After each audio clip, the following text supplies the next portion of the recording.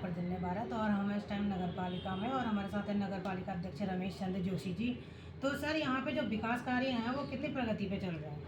विकास कार्यों का एक रोड मैप हमारे द्वारा तैयार किया गया है। जी। लगभग 100 सड़कें हम वर्तमान समय में बनाने जा रहे हैं, जिनके टेंडर यथाशीघ्र निकालने वाले हैं। और सड़क निर्माण कार्य, जो पक्के निर्माण कार्य हैं, वो चालू होंगे और ये लगातार अनवरत जारी रहेंगे।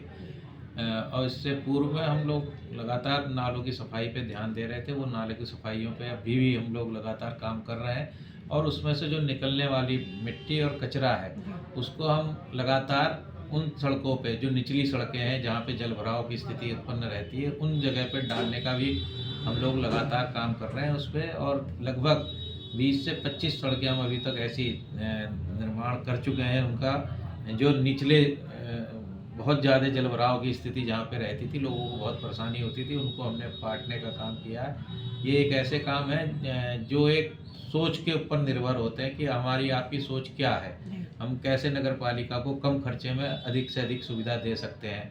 तो उस के तहत हमने कुछ इस तरीके के काम किए जो आज भी ये चल रहे हैं। और जितने भी विकास के और भी काम है, माननीय मुख्यमंत्री जी के द्वारा हमारे कहे अनुसार उन लोगों वहाँ पे अभी आपको ज्ञात होगा कि चारों सड़कों का चौड़ीकरण भी जो है माननीय मुख्यमंत्री जी द्वारा स्वीकृत कर दिया गया है, जिसमें एक NH की जो सड़क है वो खटीमा नगर पालिका के अंतर्गत उसको 4 किलोमीटर तक 4 लेन के लिए माननीय मुख्यमंत्री जी ने आदेशित किया है। ऐसे ही हमारी जो मुख्य चौराहे से लेके पहनिया टोल तक है, वो भी 4 लेन के लिए स्वीकृति उसकी हो गई है, धन अवमुक्त होने वाला है उसमें। और ऐसे ही चकरपुर बाईपास तक, खटीमा मेन चौराहे से वहाँ तक के लिए भी माननीय मुख्यमंत्री जी ने पैसा हमारा स्वीकृत कर दिया है।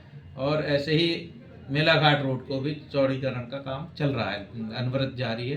तो ये विकास के छोटे छोटे काम जो है माननीय मुख्यमंत्री जी के माध्यम से शहर में किए जा रहे हैं। और इसी परिप्रेक्ष्य में अभी माननीय मुख्यमंत्री जी के द्वारा ही खेलकूद विभाग द्वारा एक मिनी पार्क में बच्चों के लिए खेलकूद का एक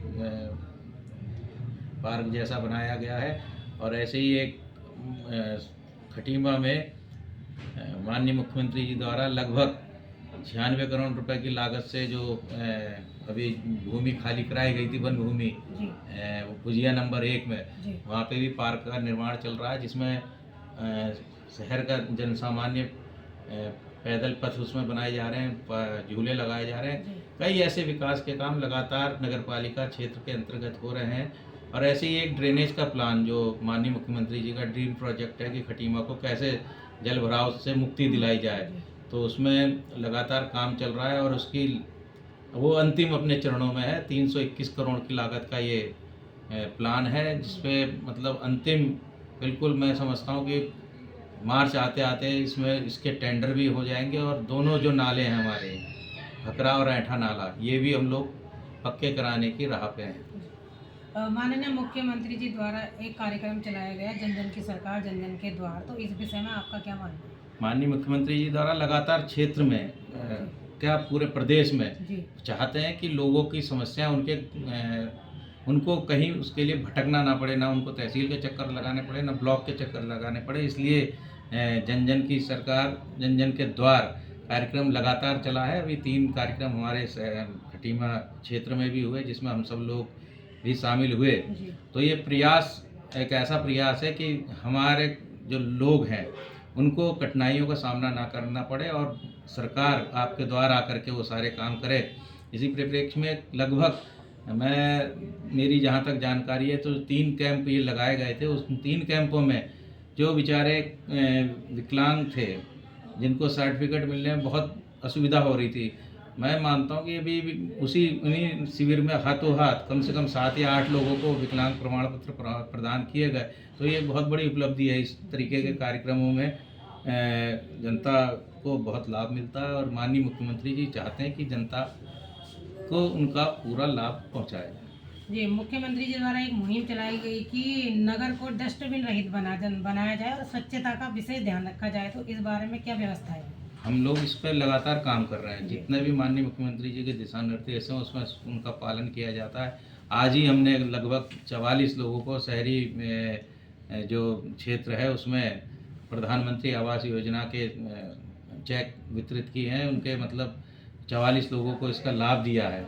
या मतलब ये प्रधानमंत्री जी के द्वारा जो योजना देश में चलाई जा रही है कि हर व्यक्ति को उसको छत मिलनी चाहिए, तो उसके तहत आज ही हमने, और ऐसे ही जो फेरी वाले फड़ वाले हैं उनके लिए भी योजनाएं संचालित हैं सरकार के द्वारा, तो उसका भी लाभ हम लगातार देने का प्रयास कर रहे हैं, उसका प्रचार कर रहे हैं, प्रसार कर रहे हैं। और उसमें योजना के तहत 15,000, 25,000 और 50,000 की धनराशि सरकार द्वारा इन व्यवसायियों को दी जाएगी। तो ये सारे काम, और जहाँ तक